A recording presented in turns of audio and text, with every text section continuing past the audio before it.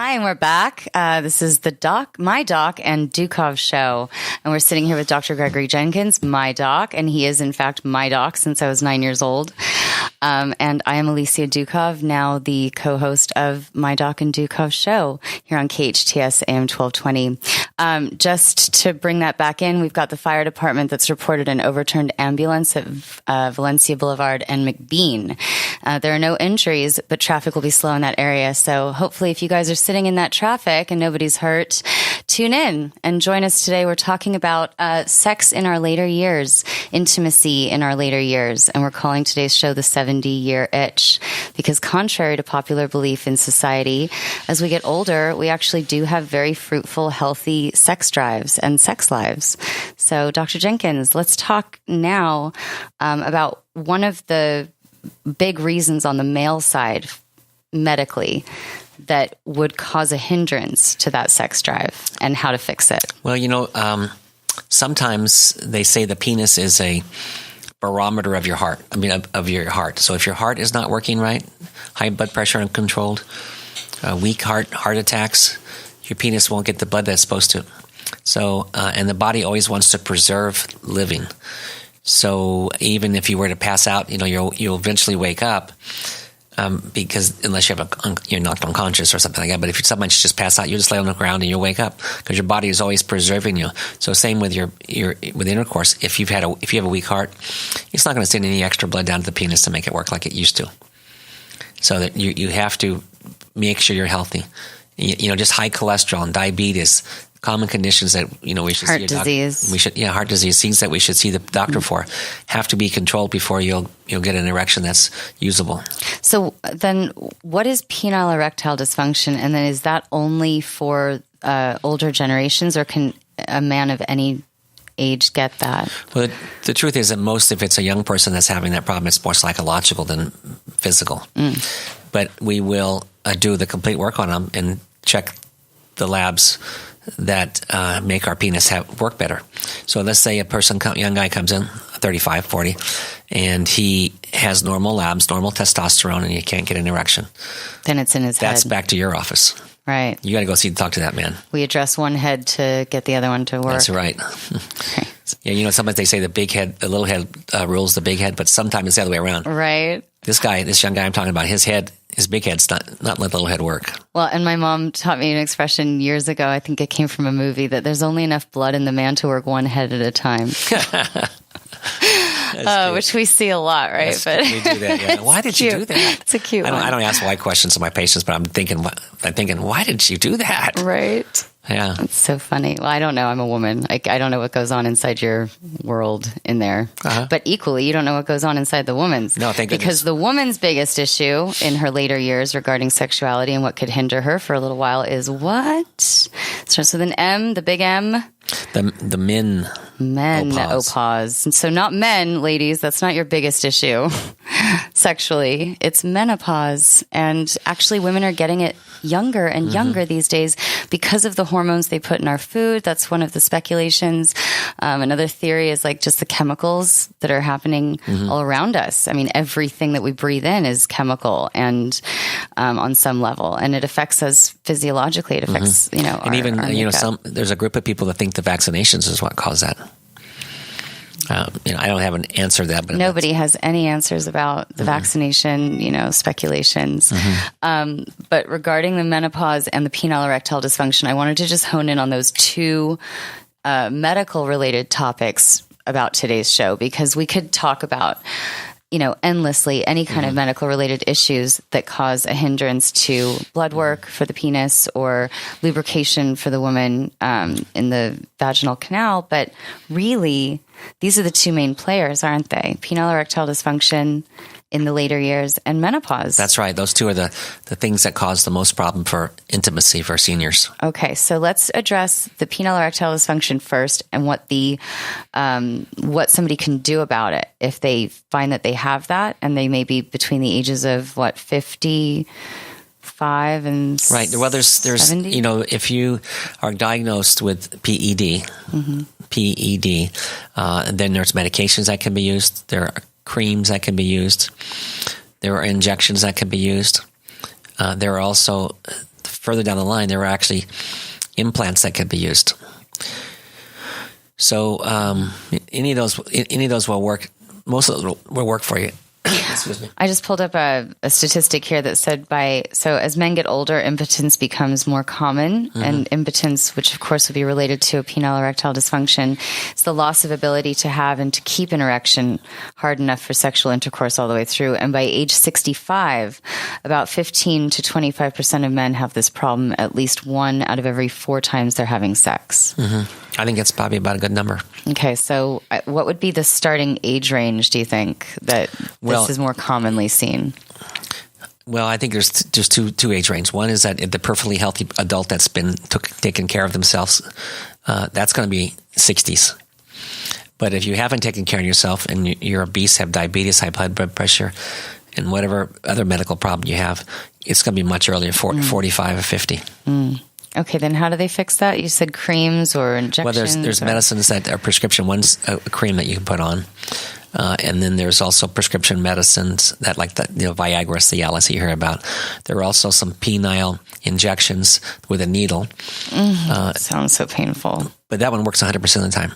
Right. Yeah. How many people have you seen or do you know of that would choose that option, even though it's like the most reliable? It's a needle up the... No, there's not. It's a needle on the side of the penis, in the fleshy part of the penis, and that causes the blood flow to not go out of the penis, so it accumulates. So how often do people choose that option? 15 minutes before intercourse. They're like, all right, give it to me. Yeah, and then at some of these impotency clinics, they can tell you whether you need an implant or you need medicine, because they give that shot, and that shot takes all the psychological stresses out. It always works for an erection. Oh, it's like the hypnosis shot. I guess. I can do this. I can do this. I can do this. So those I think I can. I think I can. But for those people that the shot doesn't work on, they need implants. It's the only way that's going to make them better. Okay. And then there's also the little pearl thing that goes down inside the penis in the urethra. It has a little plastic inserter, which is very tiny, tiny small, and you push it down inside, you push the button, and it drops it down at the bottom of the penis, and that is a localized erection. What does that do, this little pearl? It's just like the Viagra type of medicines. It's kind of like an injectable, Right. Injectable into the urethra type of medicine. Okay. So then that would help him continue to keep an erection just for that session, or that section, in general? And it melts and then goes away. Oh, okay. And then there are ones you buy at the vitamin store. There's all these different male health formulas, and a lot of them have nitric acid in it, which is a vasal constrictor.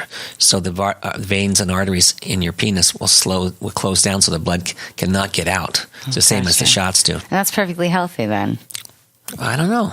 Yeah, you're like, I'm just the prescribing doctor. Well, you don't need a prescription for the nitrics. You just go to one of your vitamin stores. Wow, you can get it over the counter. Yeah, there's all these different horny goat weed. Horny goat weed. It's called horny goat weed. Oh my gosh. Yeah, that's really big, and it's really big in Brazil. Those are, yeah. Oh, that's fantastic. Huge. Who came up with that name? The manufacturer, I guess. Somebody like that. Horny goat. Yeah. So on the flip side, the woman going through menopause. Can you tell us what menopause is? Menopause is when the estrogen levels drop, and to get very, very low. And they do the same as the men's testosterone. They get very, very low. So you don't work as well as you did before. In other words, for a woman, one of the big signs is that she's not lubricating. She's not self-lubricating anymore. She's not like they were. She's not secreting those natural essences that allow sex to feel good, or allow the woman to even have that sex drive. When we dry up, we don't want sex. It doesn't feel good. No, then you have to buy that lubrication. But the other thing about the menopause is that you also lose the way that your vagina, their labia looks, because the labia may have been fluffy, puffy in the past, and it gets very thin, and it doesn't get an erection like you used to getting. So that's also due to blood flow in that area. Blood flow and the hormones are not there, so you don't get the puffiness of intercourse like you may have if you ever had that before. So then, how are hormones related to I think the word puffiness today is the word, right? Puffy labia. Yeah, I mean, because some women when they have intercourse, their labia become engorged with blood, just like men's penis right. do. Oh yeah. I mean, that's the thing, right? Blood to those erogenous zones. Right. It comes down the clitoris and comes to the labia, mostly the labia majora, which is the outer lip, and and a lot of women get puffiness from that. Okay, well, my question then was, how are hormones, the lack of these hormones, so in women estrogen, in men testosterone, how are they related to the lack of blood flow? Because the blood flow is regulated by receptors, and so if you have a testosterone in your system, it will go and lock onto the receptor and act as a stimulant for you. Same for women, they have receptors for estrogen. So if you don't have anything locked in down there, nothing's happening. The body doesn't know what to do. Nothing's inspired, right? Okay. So then what's the fix generally for women with menopause? And now I hear it's lasting longer as well. So it's starting earlier. Lasting longer. And it's lasting longer. Nobody's blessed, that's for sure. Oh, gosh. But there's no secret for the women. I mean, they've tried to find out if the Viagra type of medicines will work for women, and they're studying it, but they haven't come to an answer because the way that the men, it was told that work on the men is that they would put a special small penis blood pressure cuff on your penis. They give you the medicine. They would pump it up, and they would see how much pressure would build up in the blood pressure cuff. Now, the same organ in the women is the clitoris. So there's no way to get a little blood pressure cuff around that. So, they'll just measure, I guess puffiness again. They'll push on the clitoris, and they'll see how much tension it has. So, how hard you have to push to make it stay. So it's a very difficult study. So the men was an easy study. And that's the way... Men are always easier. That's why life is sometimes. Men are always easier. Yeah. It's just not fair. I know quite a few women who have this real theory that, like, if a man had to go through anything somewhat even close to what women go through with menopause, they would have had a solution years ago. Because what was it, Justin? Or menstruation, childbirth. Childbirth, right. Menstruation, yeah. I mean, periods alone they can be horrendous for some women. Sometimes they're terrible, yeah. But I hear that, and I'm not sure if this is statistically proven, so don't quote me or anything, but I hear that when you have bad periods through your entire life, through the cycles, then your menopause is a lot easier in relativity. And then if you have not had bad periods, if you've had relatively easy periods, i.e. not really bad cramps, you have not ended up in fetal position with a hot water bottle between your legs for a day and a half, then your menopause is actually pretty bad. I don't know how true that is, but it seems that the women that I've known, the ones that have had the worst menopause where they literally want to drive off a cliff, or they've rammed their car into a door, or they've almost gotten a divorce from their husbands. These are women that never complained of bad periods. Whereas the ones I've known who have had really terrible cramps, they didn't almost kill somebody. It's not easy to go through menopause, I'm sure, but they maybe got on the right levels of estrogen and progesterone. I think it all depends on your gynecologist and speaking to them and being up on your levels. Well, if you're a woman listening right now, absolutely never too early to go into your gynecologist and get your levels checked. Whatever's happening with us, we are constantly on a roller coaster as women. Not just emotionally, but, hormonally. And as we change and we grow in our years, I'm in my early 30s right now.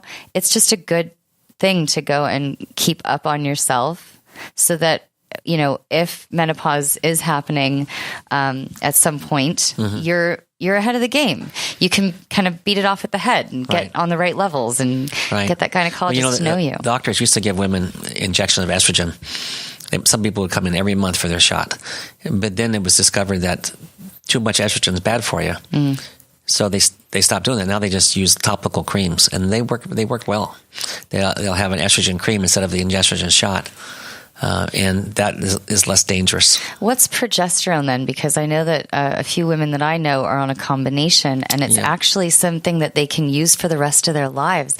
That's the other thing. I heard that after menopause is technically finished, you should stay on these hormones, and it will keep you vibrant as a woman. It keeps the tissues relaxed and lubricating. That's what progesterone does? Well, the combination. Or the combination. Estrogen, what we talk about, but there's always estrogen and progesterone, and they're used in a balance. They come with pills that are balanced that way. Gotcha. Even there's actually some birth control pills that are both. There's both of them in it, and actually there's a third one where testosterone's in it. So if you had really bad periods, sometimes a little bit of a birth control pill with the testosterone takes away some of the bad periods. But all these things are experiments. So we'll give patients. We're the guinea pigs. Well, yeah, because everybody has different makeup. Not everybody. One pill works for everybody. It's not like strep throat. I know penicillin works, but for this is maybe try this for 3 months and see how you do. Mm-hmm. Well, so seeing that. Say that we have this couple, okay, and she's gone through menopause, and it's done. She got on the right levels of hormones, or she did it homeopathically. Do you know anything about homeopathic options for both? They do these things called conjugated estrogens, where they will make the hormones similar to estrogen out of yams and different kind of vegetables. I hear such good things about yams. Mm-hmm. Yeah, that's interesting. What is it about? There's an enzyme or something in a yam. It helps bind up the receptors, okay. And because it's a chemical that's similar to the estrogen. Okay, so I was going to paint a picture here before we go to break of this happy, healthy couple. They're empty nesters. Mm-hmm. They have the house paid off. The ones we have in Newhall, that's right. Right? Yeah. I mean, that's wonderful, isn't it? It's a blessing to be in your later years. You look back, you've got your grandkids. They don't live with you. They get to come over. You get to spoil them. They go home and you are there with your husband and you have the place to yourself and your house is paid off and you had a big party celebrating your retirement and you're just good to go. You can go sail the world or stay at home in your pajamas for the rest of your life with your hubby or your spouse. Right? Okay. So this population is actually supposedly having a lot of beautiful, intimate sex.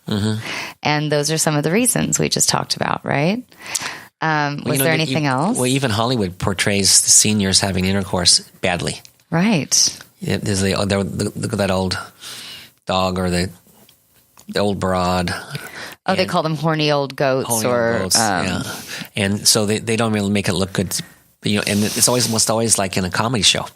These two couples, like Betty White used to always do at 95 years old, make jokes about having sex. Yes, she was great. It doesn't fit. She was great. But you think that the government, the show business would promote healthy sex. I don't know why they don't. I think that because Hollywood's so full of typecasting, they want to keep the older people in that role. And so, of course, subliminally, we get those messages. And then we think in society, oh, okay, once you're past a certain age, it's actually kind of weird to think about anybody having sex. Or we give them the biggest insult of all time and say, oh my God, isn't that cute? Look, they got married after a year of knowing each other, 2 years of knowing each other, and they're in their 70s. How cute are they? It's like they're looking at us like, we're not cute, kid. Like, we're living our lives and we know who we are and we're having a great time. Hope you get there someday. Right. So it's a little misconception here. So I hope that whoever's listening today who is maybe of this age group felt a little tingle of happiness in the fact that we see you and we know that you are living a vibrant time of your life. And for those of you who are not in this age group and maybe had that misconception, I hope you learned something about how we are actually all through our lifespans, growing, evolving sexual beings who thrive on intimate connections. Right. And really, it's about the journey of coming home to your true self, to know who you are, so you can share that in a loving, healthy way. And I think that that's what this generation of people we're talking about today get afforded, is this like, hey, I know who I am.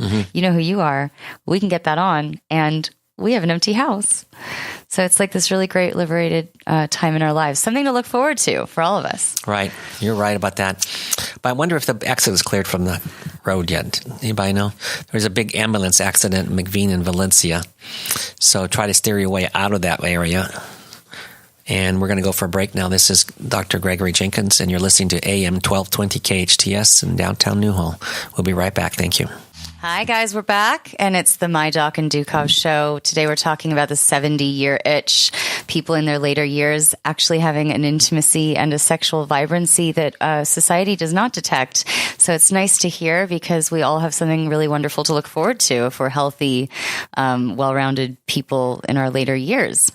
Also, just wanted to say once again, that little alert from the fire department. They've reported that overturned ambulance at Valencia Boulevard and McBean. There are no injuries, but traffic will be slow in that area. So we've been talking to you guys, hopefully, while you've been sitting in traffic, or hopefully you're out of that traffic now, but you've kept us tuned in to It's a good time to listen to us. 1220. Good time to listen to us. Keep us on at home. But when we're getting ready to finish up here, but I think, the AARP, the American Association of Retired People, have done surveys and they've validated how many times people have sex at certain ages. And what they say is that between 45 and 60 years old, people have sex 45 to 50% as the same as when they were younger. Cool. So that's good. Yeah, and then it says among 60 to 70-year-olds with partners, 46% of men and 38% of women have sex at least once a week, as did 34% of those 70 or older. So that's a pretty high statistic. So I think people have something to look forward to. I think so too. It's a very optimistic I got to hit 70. Oh, that was another reason psychologically, by the way. We didn't touch on that. So get this. If we actually have made it past a real medical issue, say that somebody's a breast cancer survivor, say that the man has, survived some kind of prostate cancer. Right. We've survived the big hurdles in our lives medically. There's this gratitude for life that we have at this age, and they really want to soak it up.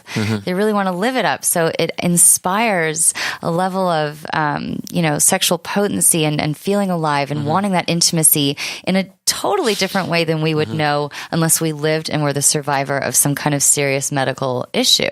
So I think that has a huge component of it, that, in our later years, we're just that much more grateful for our lives, and it just gives us this extra potency. You're right. So yay. But we had a great show today, and I appreciate everybody listening. And if you have any question, you can still email us at the station here, or you can call us at the number at 661-298-5487, KHTS. And we're listening to KHTS AM 1220. This is Alicia Dukov and Dr. Gregory Jenkins. Thank you very much. Thank you.